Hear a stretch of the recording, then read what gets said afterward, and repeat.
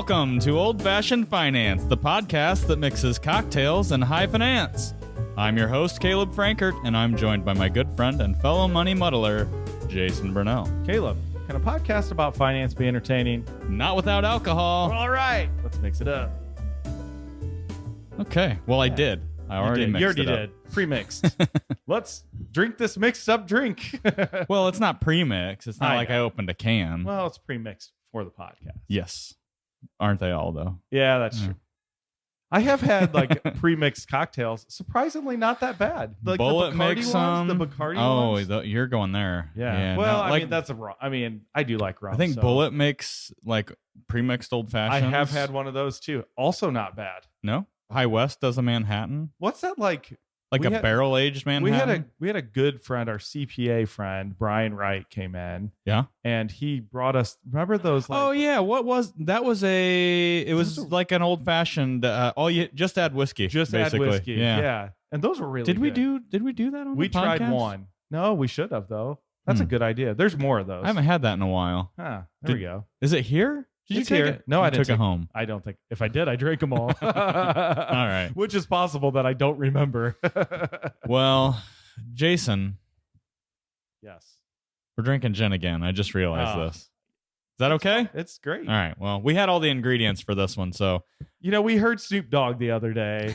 That was today. It was today. Yeah. We were watching the entertaining Michael Myers of Decatur, Indiana. Yeah. This guy just walks around in his mask and costume like from October 1 on and just does normal everyday life. I think behind the mask, we realize it's just another, dopey dad like you and I. Yeah. And I could totally see one of us doing this. He's driving around like a 1965 Dodge Comet. The hearse station wagon. Or was it a station wagon? Okay. Yeah. And is that what was in the movies? No. No? No. I don't know. Think so. I only watched the old ones. Well, me too. I mean, I watched the new ones too, but yeah. I don't know. It's that season for Halloween movies. Anyways, he was playing Snoop Dogg in the background. Right. And it was pretty funny. Yeah.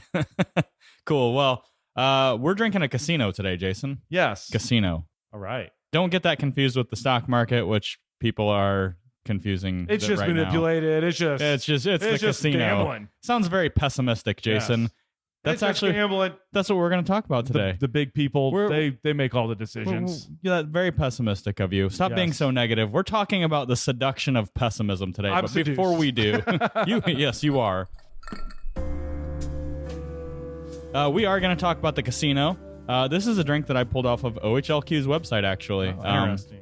I went out there to promoting drinking. Well, our liquor control, I went out to their website to see, if our local beverage establishment had gotten any hard-to-find whiskeys this week. Mm-hmm. And they put out... Like we do often. Yeah, they put out like 12 fall-themed cocktails. Yeah. Somehow this was in here. I'm not sure. Looking at the ingredients, I'm not convinced. But let's find out. What we've got here is 1.5 ounces of gin, 3/4 of an ounce of maraschino liqueur. Remember that tall Luxardo bottle? Yep. Interesting. That stuff that we don't use for much. A 1/2 ounce of lemon juice. Mm-hmm. A dash of orange bitters. Okay. Garnished with a Luxardo cherry. All right, let's try it. Cheers. It's ugly. It's because I threw the cherry in. I don't know. Any clear drink to me is a martini. So It's not bad. It's not bad, but it's almost very lemony. It's too sweet for me. It's very lemony. Yeah. But yeah, not like the tart lemon. It's I think the Luxardo or the maraschino liqueurs. Yeah. It covered it up. It is kind of martini-esque, isn't it? Yeah. And I guess preconceived notion was correct. So it's just all right for me, dog. Lemon juice, I think we just need to stop. We tried. We have used it in a lot of things. I know. We tried. And you have liked it in a lot of things. I have, but... So I will not stop. I don't care what you think. I mean, I could drink this. This doesn't... I'll tell you this. The reason that this falls into a fall drink category, I am not aware of that reason. I don't know why. Because it's kind of a lighter drink. It's super summery, in my opinion. And gin, to me, is summer. Yeah. I mean... I probably drank 25 gin and tonics in May, Yeah. And now I could see like a pumpkin spice martini or something like that. But we have some of those picked out too. We're going to try some of those. We later, need to go grocery shopping. Yeah. But no, this is a summery, drink. and it's not summery out today. Looking out the windows, it is not. I needed a little more. I needed heat from some bourbon. You know what? Why don't you grab that Hardin's Creek over there? Okay. We'll finish this quick. Yeah. I'm gonna hit the pause button. I'm not gonna hit the pause button. Ugh. No, I didn't like it the second time at all. It's just okay. All right. So this was We're gonna a fun get some one, bourbon if I to warm up now. Just a little bit. I have parent-teacher conferences tonight. Oh well, that you get. I know how bad your child is, so makes sense to me. The girl was Tuesday. Today is the boy. We'll see. Well, you might need a double then. Again, it wasn't horrible. I just it was not good the second time I drank it. I'm not for me. There we go, bourbon, my old friend. Okay. Well, Jason, let's get into it, for crying out loud. All right. You did most of the planning on this one, so what? You did most of the planning on this one. I did some reading. Today's episode we're calling The Seduction of Pessimism. Sounds like a really good title. Not because we wrote it, because I pulled it out of a book. Yes. The Psychology of Money. This is a really good book, by the way. Great book. I'll let you go on a little bit about this, because I know you've raved about this book for years. I have. Yeah. It's like little stories about money. And the psychology, obviously, it's in the title, but different, I would say almost preconceived notions. And they do really tell like a story about each one of them. I mean, this is one chapter. Yeah. Right. Yeah. And so I think you'll get a good idea of what the book's about. And I find behavioral finance and the study of people's behaviors with money so fascinating. Absolutely because fascinating. it is almost never mathematically based. Okay. Yeah. And we do some of the strangest emotional acrobatics.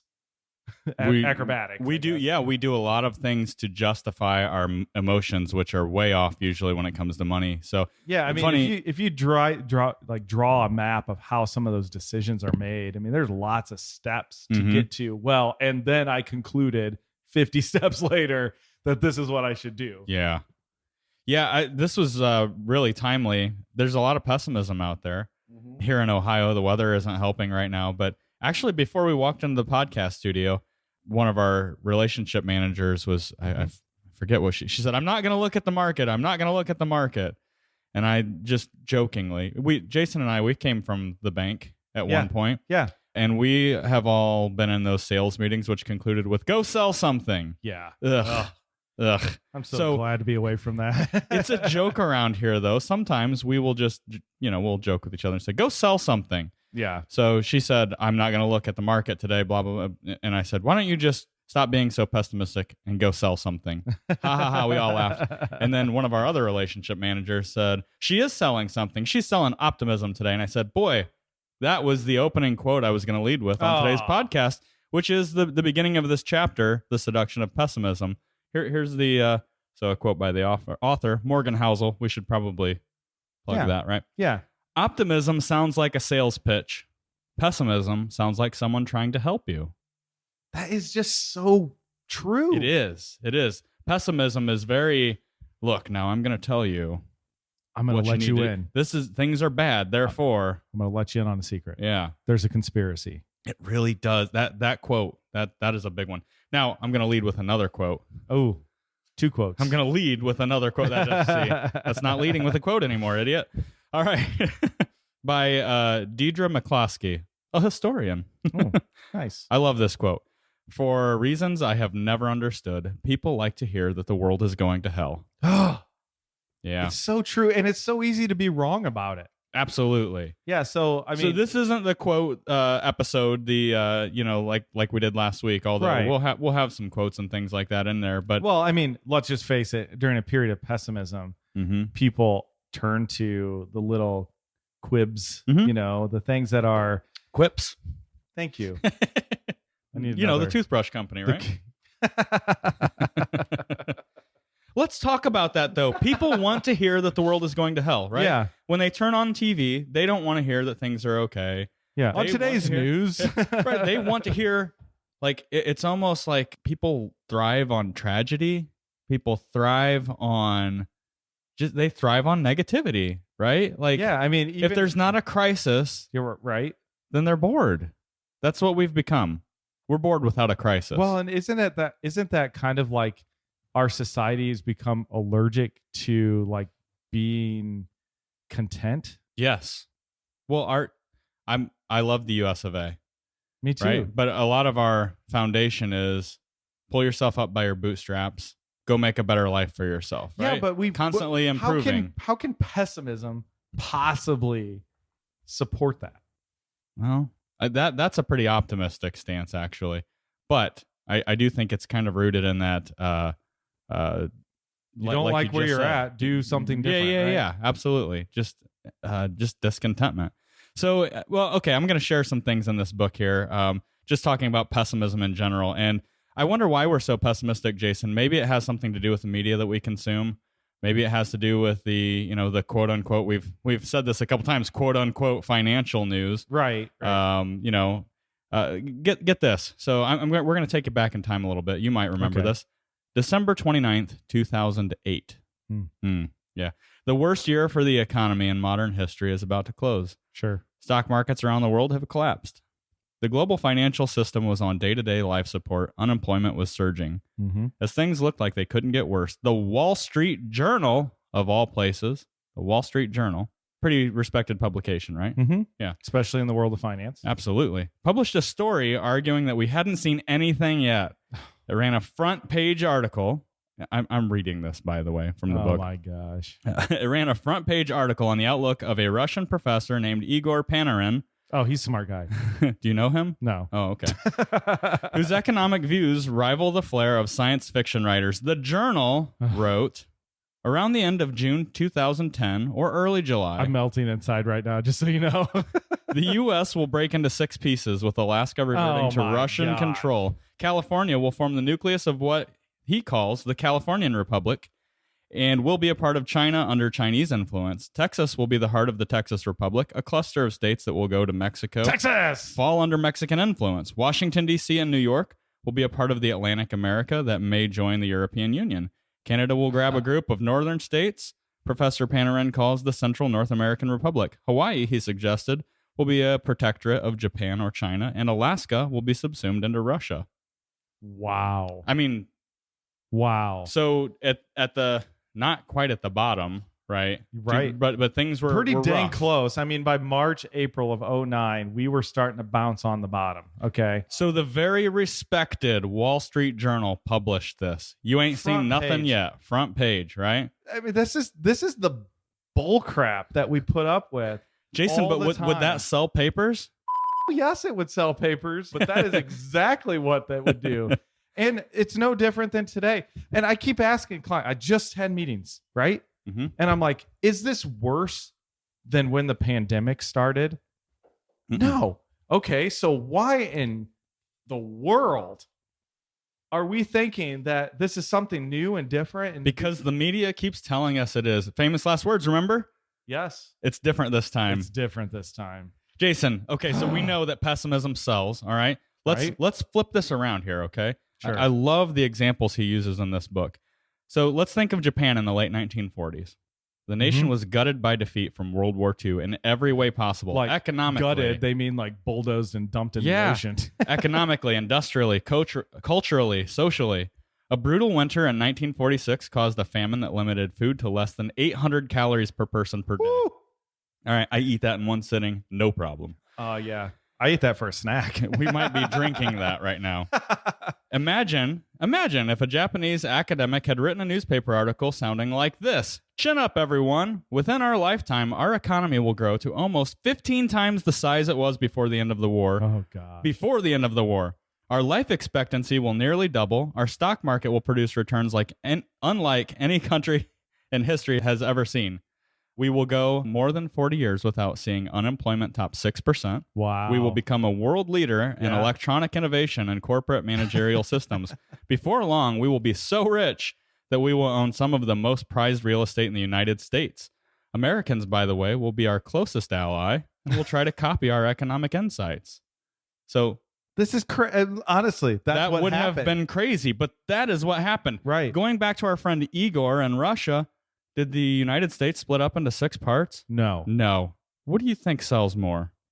Igor, right? Igor. Never trusts a man with the name Igor. Yeah. Oh gosh. I mean, you're right. It is almost absurd. I was saying, and I love history, and I go back and I can remember talking to my wife's grandmother about like World War II and the struggles they had.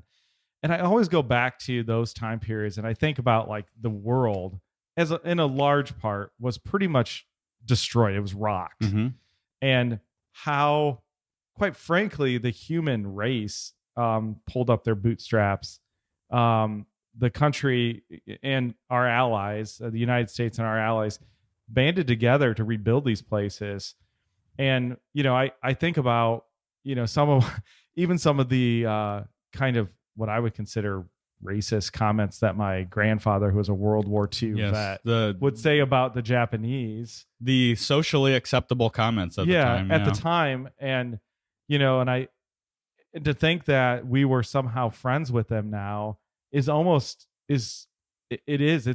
really is mind boggling. Mm-hmm. And it didn't the mind boggles. It wasn't like it didn't take 50 decades. It took like 3. Yeah. Things move quickly. Innovation moves quickly. There is this mentality, Jason, and we might have even talked about this a little bit on previous podcasts, but there is this idea that optimism is equal to naivety, right? Like, well, okay, sure. Things are saying that. Let's if we did a poll of our clients and our listeners, how many people do you think would say that things are getting better in the world? It would be under 30%, I think. I think that's an understatement, probably. But let's be honest. The truth for most of you listening, for most of our clients, sure, things continue to get a little bit better. Sure do. Year over year over year, right? Sure, there are bumps along the way. Sometimes there's job loss and things like that. Yeah, but for absolutely. the most part, the world gets better for most people. Now, this isn't a commentary on morality or from a religious aspect or anything like that. No. That's not the scope of this. But as far as the economy goes, as far as finance goes and all of that, things tend to get better. I remember, hearing those reports, or you hear it on the radio all the time. Well, now that we have this new administration, is your life better than it was 4 years ago? Every time I hear that, I go, well, yeah, things have gotten better for me, right? I've had more time to go out and earn. And right. Even just from a balance sheet perspective. So one of the examples I thought was really interesting as far as why it's so easy to buy into the seduction of pessimism is, we just talked about from a financial perspective, it's something that tends to affect everybody in big numbers, right? Mm-hmm. It's, as the book calls, ubiquitous, right? So you're kind of in it together. Is that what you mean? Yeah. So when something bad happens, it tends to affect everybody. Yep. Okay. Yep. Unlike things like natural disasters, right? Mm-hmm. So we can see on TV a hurricane that just went through Florida and go, man, that's really bad. We're not really affected by it. Yeah, and unfortunately, most people forget about that stuff too quickly. Well, and what takes over the headlines again are inflation numbers and things like that, right? Because it affects everybody. And some of the interesting points in this book, they talked about the Great Depression and how at the time of the stock market collapse, only about 2.5% of Americans owned stock in the stock market. Right, exactly. However, everybody began to act like they owned stock in the stock market. They started their economic activity slowed down because of that. Even though 2.5% were economically affected by the crash. Again, initially, I think you would. We talked about this last week in our team meetings here at Blue Jay. Like we were. Like talking about the instinct, like your natural instinct is to go and kind of put your head in the sand when the news is bad. And, during a period of time like we're in right now where things are kind of confusing, cue the Green Day song, Wake Me Up When September Ends. Definitely seemed fitting for this last September. Song. Yeah. Yeah. And so like, I think that's the wrong thing to do. Yeah. It's almost the opposite. Reaction. But when we say that, we kind of get flagged as a Pollyanna type, right? Well, but things are peachy and everything's okay. I guess it's more like reminding ourselves, and maybe that's part of this. Like, maybe so we don't get seduced, we should go through how to maybe avoid and things that we've done to avoid getting too pessimistic. Because I had it this morning. CPI measure came out. It was like you went into it. It happened this fast. CPI measures came out. Yep. The market tanked. Yep. You went into a meeting. Yep. You came out. Yep. The Dow had turned around by 1,000 points. Yep. Yeah. Why? That makes me look like a real idiot this morning. But yeah, I think that, you can take some of the reasons that it's easy to be seduced by pessimism and actually turn it into a reason for optimism. So one of the reasons that we do get seduced by pessimism is it affects everybody when it comes to finance, for the most part. Financial news tends to affect masses of people. Yep. But guess what? We're all in the same boat.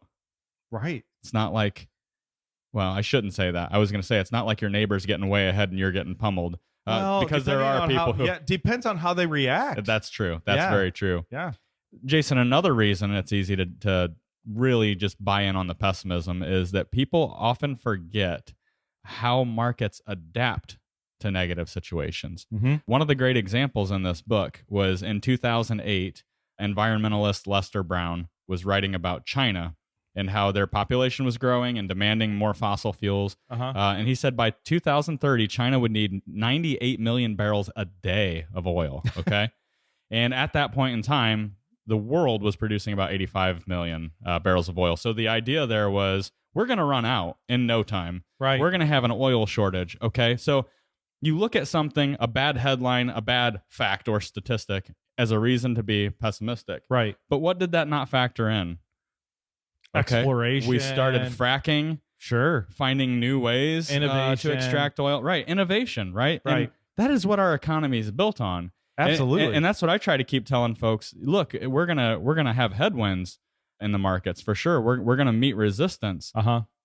There will always be companies that find ways to innovate, make money, and be better.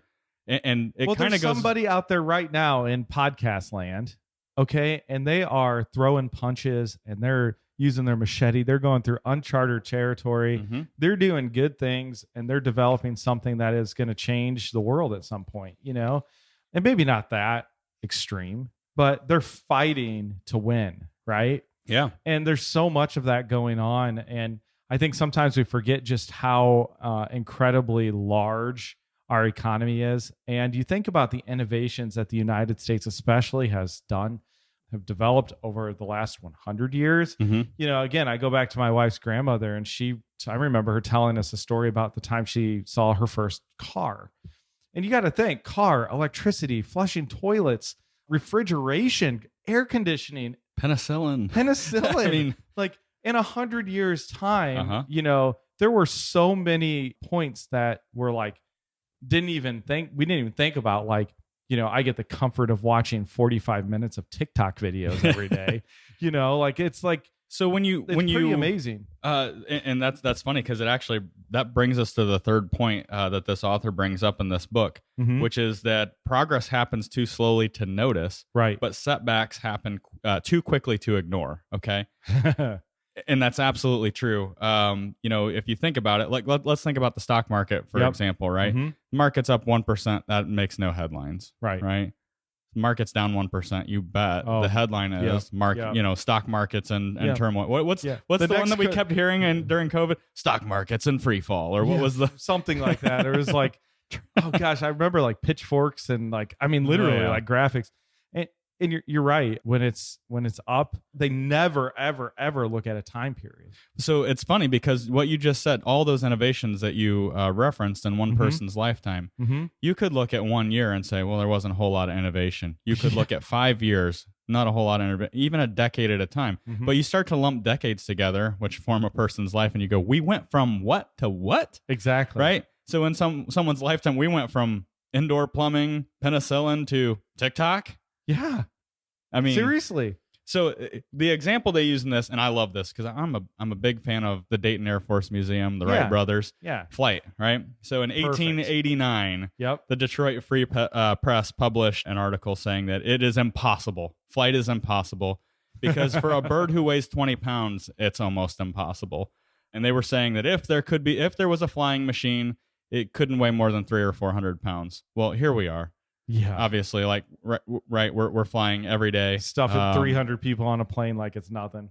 Yeah, so what year was it? 1905 when the Wright brothers had their successful flight. Like that. Yeah. The interesting thing about that, Jason, is pessimism. It took like 8 years after the first successful flight for people to come around and go, this is legitimate. And this has economic impact. Sure does. So it took like 8 years to go from, oh, okay, so you made that big metal bird fly, but it's just a war machine.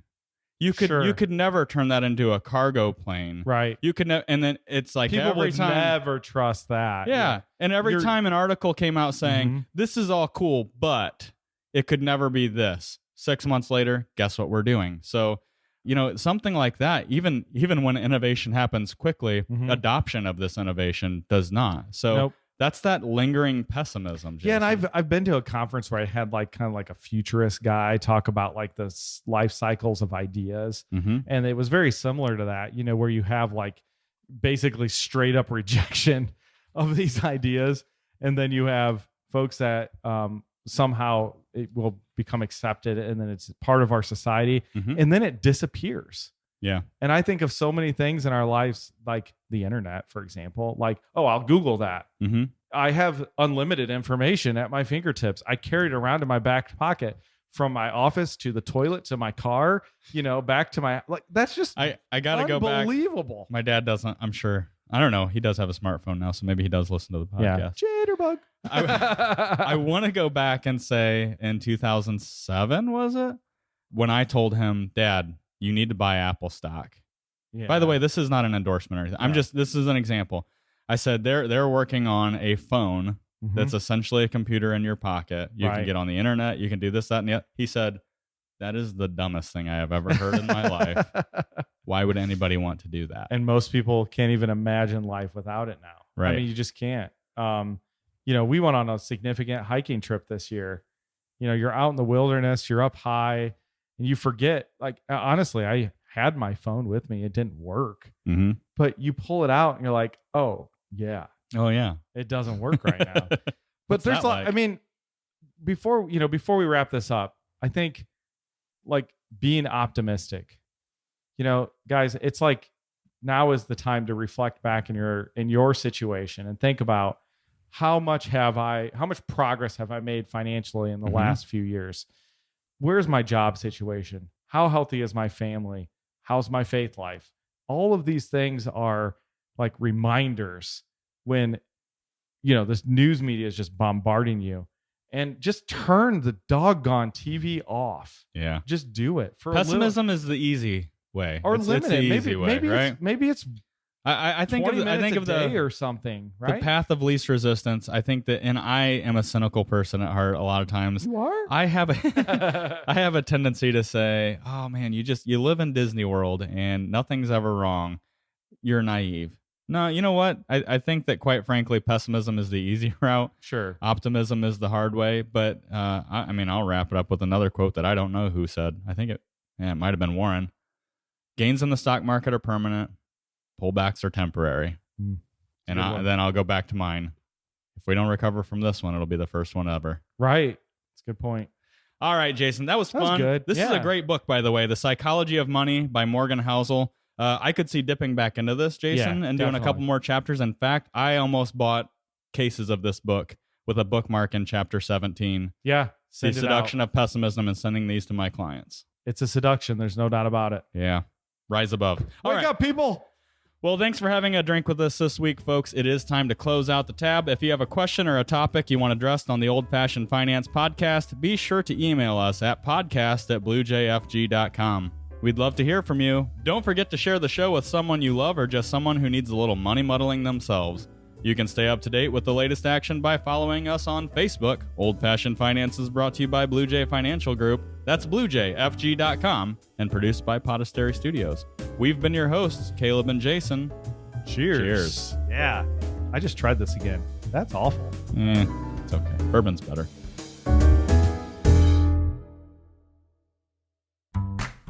Blue Jay Financial Group, LLC. Blue Jay is a registered investment advisor registered with the state of Ohio. Registration does not imply a certain level of skill or training. The presence of this advertisement on this podcast shall not be directly or indirectly interpreted as a solicitation of investment advisory services to persons of another jurisdiction unless otherwise permitted by statute. Follow-up or individualized responses to a consumer in a particular state by Blue Jay and the rendering of personalized investment advice for compensation shall not be made without first complying with jurisdiction requirements or pursuant an applicable state exemption. All verbal and written consent on this presentation is for information purposes only. Opinions expressed herein are solely those of Blue Jay unless otherwise specifically cited. Material presented is believed to be from reliable sources, and no representations are made by our firm as to other parties' informational accuracy or completeness. All information or ideas provided should be discussed in detail with an advisor, accountant, or legal counsel prior to implementation.